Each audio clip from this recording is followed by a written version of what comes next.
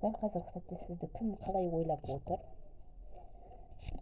Мүлде қарым-қатынасы жоқ адам, яғни мүлде связда емессіздер, күту үстіндесіздер бұл жерде бір-бірлеріңізді. Және заңға байланысты ортақ мәселелеріңіз болуы да мүмкін. Ол ер адам жәндегі өзі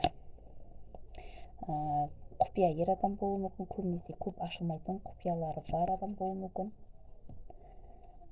Өте жұмысбасты, өзінің жұмысын жақсы көретін ер адам болуы мүмкін. Жеңіске жеткенді де постоянно жақсы көреді. Және де сот процестерінде постоянно жеңіске жетіп жүретін сондай жолы болушы ер адамды көрсетіп тұр бұл жерде. Сізге байланысты қазір келе алмай отыр сізге, бірақ алдағы уақытта келетін ойы бар. Сізбен бұл жерде қарым-қатынасын сақтап қалғысы келетін ер азамат.